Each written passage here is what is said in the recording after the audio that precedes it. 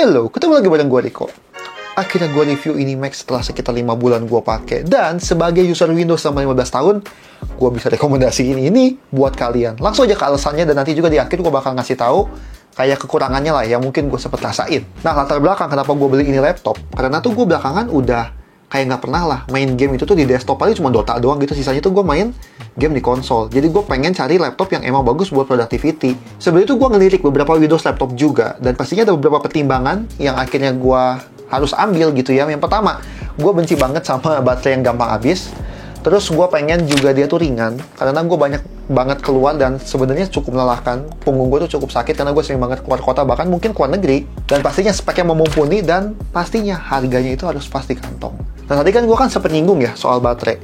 Jadi pengalaman gue waktu pakai si MacBook ini, wah gila sih, itu di atas 12 jam. Kalau kalian misalkan kalian cuma ngetik-ngetik, terus kalian ya sambil dengerin lagu tuh selama 12 jam, terus kalian desain-desain gitu, bahkan edit video sekalipun, gue yakin masih bisa bertahan selama 12 jam gitu. Gue tuh pernah nyobain buat ngedit animasi yang cukup berat dan render, wah itu lumayan, ya 8 jam gitu. Itu pun masih sisa kayak 30%-an gitu, karena gue udah keburu sampai rumah. Di luar 8 jam, cuman sisa 30% dengan kerja seberat itu gitu. Jadi kan, ya udahlah ya, kalau baterai nggak usah diraguin lagi gitu. Nah, sebagai Windows user, pasti kan bawel banget nih soal spek. Jadi yang gue beli ini tuh kan seri M2. Tahun 2022, MacBook Pro 13 inch, dan si SSD-nya itu tuh 512GB dan RAM 8GB. Kalau pengen sedikit lebih detailnya, dia tuh prosesornya tuh ada 8 core, yang dibagi 4 efficient core sama 4 performance core. Terus kalau si GPU-nya ada 10 core, sama tadi kan RAM 8GB gitu. Ya sebagai Windows user tuh gue biasa ya, kayak gue pantau gitu ya kan. Kalau di kita mah di Task Manager ya, kalau di sini pun ada semacam Task Manager-nya, gue liatin kalau lagi render gitu ya. Tapi sekarang belakangan gue kayak udah nggak pernah liatin lagi, karena apa yang gue tahu di Windows secara spek ternyata nggak terlalu relevan di sini. Karena apa? Dia tuh punya sistem efisien banget. Ini gue cobain ke RAM dulu ya, ini biar kita paling gampang. RAM 8GB tuh kalau di Windows kan kayak, lu mau apa gitu kan? Kayak di sini pun lu baru sistem idle aja udah habis 2GB. Gitu kan, berarti kan tinggal sisa 6GB. Dan kalau misalkan gue di sini bikin animasi kok bisa, katakanlah, itu tuh gue bisa sampai 15GB. Habis RAM-nya, karena kan PC gue kan sekarang 32GB gitu kan. Jadi di sini kayaknya agak nggak mungkin, karena gue sekali buka software itu, buka After Effects, Premiere, AI, sama Chrome, itu minimal, itu kebuka terus, nggak pernah ketutup. Kalau misalkan gue lagi bikin animasi kan, itu kan berarti kan gila banget kan. Nah, yang menarik itu adalah ini. Di situ kalian bisa lihat ada yang namanya physical memory. Ya udah, itu emang memori aslinya yang 8GB. Tapi di bawahnya itu ada ini, yang tulisannya itu swap use. Jadi setelah gue lihat dia bisa manfaatin SSD dia sebagai RAM. Jadi kalau misalkan nih kita buka 10 software lah, katakan, dan satu softwarenya katakan makan 1GB aja. Nah, itu kan sebenarnya udah nggak cukup gitu kan si RAM yang bawaannya. Nah, waktu si softwarenya di-minimize, dia tuh kayak di-swap gitu loh. Jadi, yang misalkan gue minimize Photoshop, dan Photoshop makan 1GB sendiri. Nah, ketika gue di-minimize, RAM-nya dimasukin ke SSD. Jadi, RAM yang lagi aktif, ya untuk softwarenya lagi aktif. Itu gila sih. Karena ya, secara logika, ya itu yang terjadi. Kalau nggak mungkin, gue bisa buka Chrome tab itu sampai puluhan, 20, 30 tab gitu loh. Dan ditambah tadi buka After Effects, buka apa, dan semuanya running well.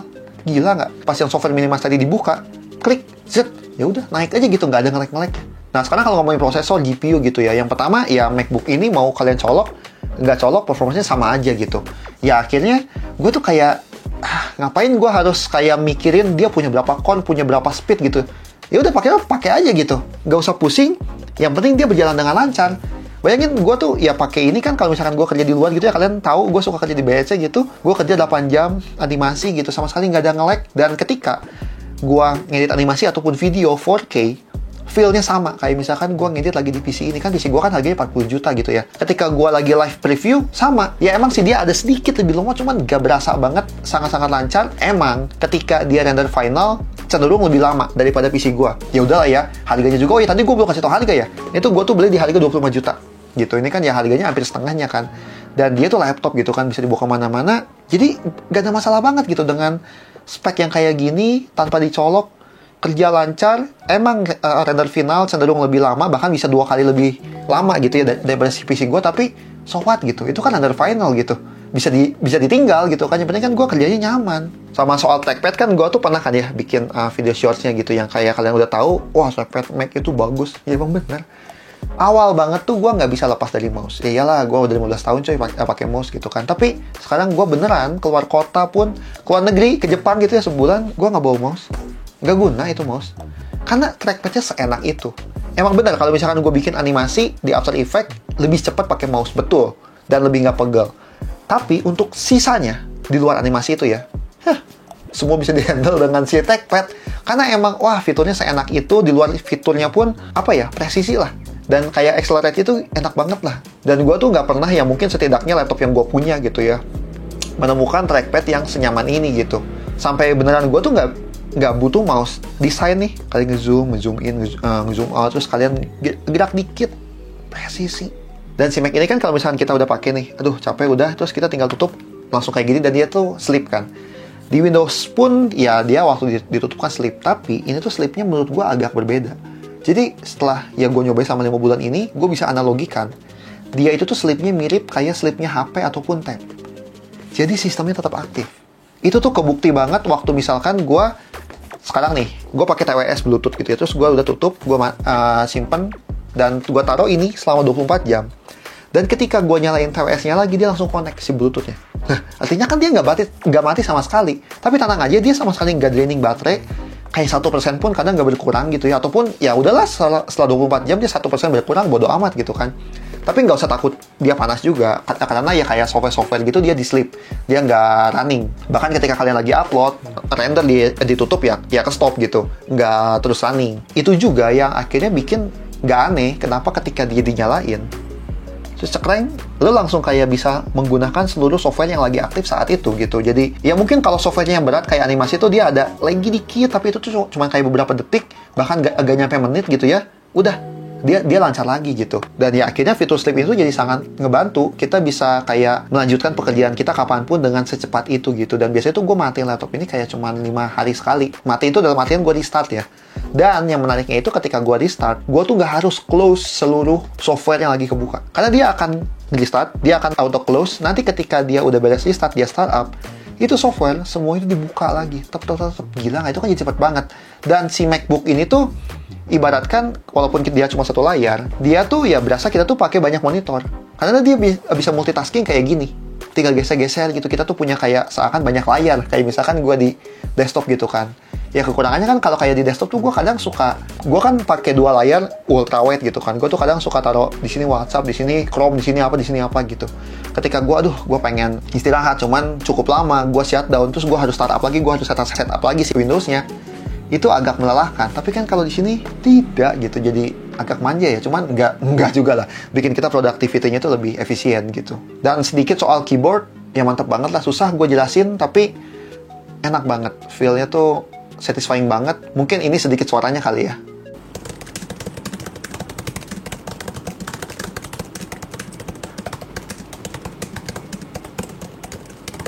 Dan di atas keyboard itu ada touch bar.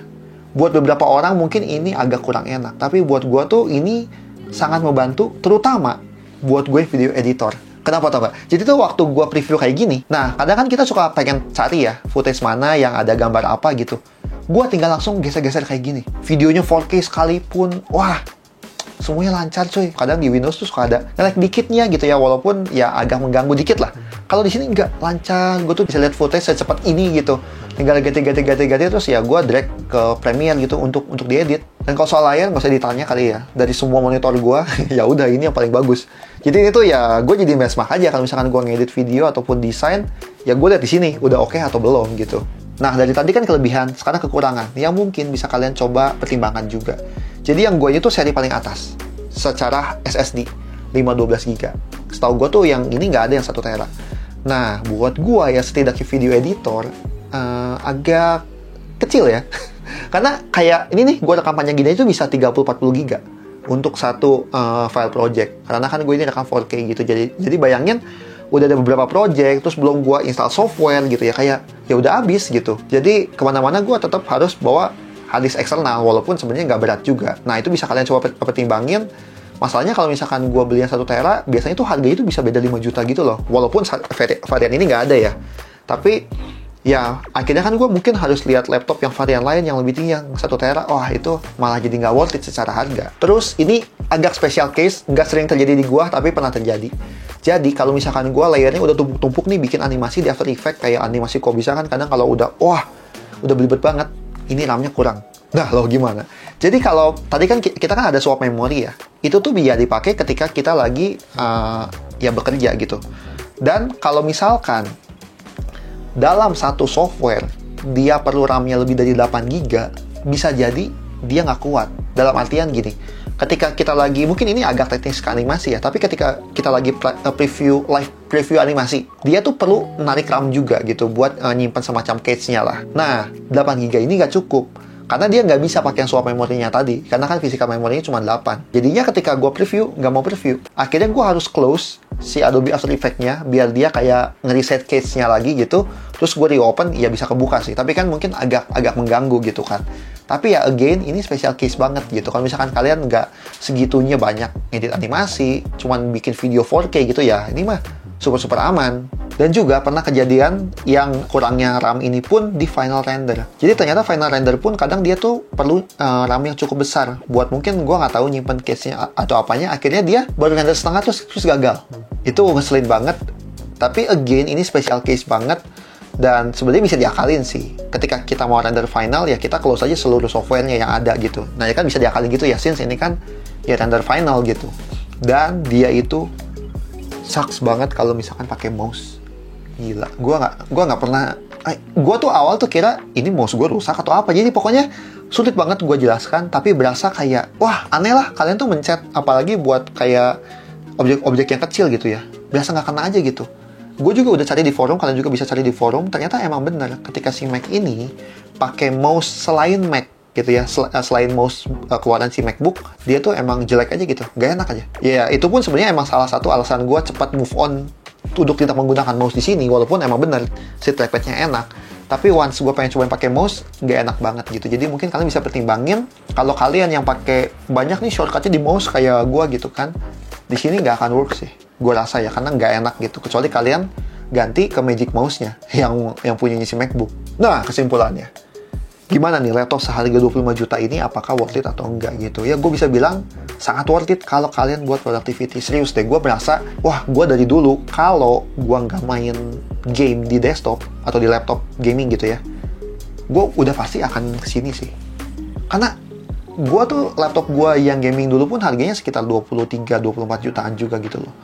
Enak, kenceng, tapi beda lah gitu ya. Di beberapa kondisi tuh ini berasa sangat-sangat stabil gitu. Dan ya baterainya juga tadi sebenarnya baterai itu adalah nilai plus banget. Dan kalau misalkan kalian merasa, aduh 25 juta kemahalan nih, kalian bisa cari yang belasan juta. Kalau nggak salah 18 jutaan, itu yang seri M1-nya. Dan kalau misalkan kalian cuma sekedar ngedit video 4K gitu, M1 juga udah cukup kok. Kalian bisa cari kok di YouTube gitu ya buat si benchmark-nya. Atau cari yang versi yang M2 tapi yang 256 ya, 256 GB. Itu kayak lebih murah 3 jutaan gitu. Ya silahkan pertimbangkan ya, apakah memori segitu buat kalian cukup atau enggak gitu. Semoga, ini sebenarnya gue flexing berkedok review gitu. Jadi semoga bisa kasih referensi buat kalian, karena gue bisa bilang ini worth it banget. Gue sangat-sangat happy banget dengan laptop ini. Dan again tipis coy, gue tuh bawa kemana-mana enak gitu. Ya kan, ini gue lempar, ini juga gue gak takut karena disitu bantal. Ya udah itu aja dari gue, semoga bermanfaat. Nuhun.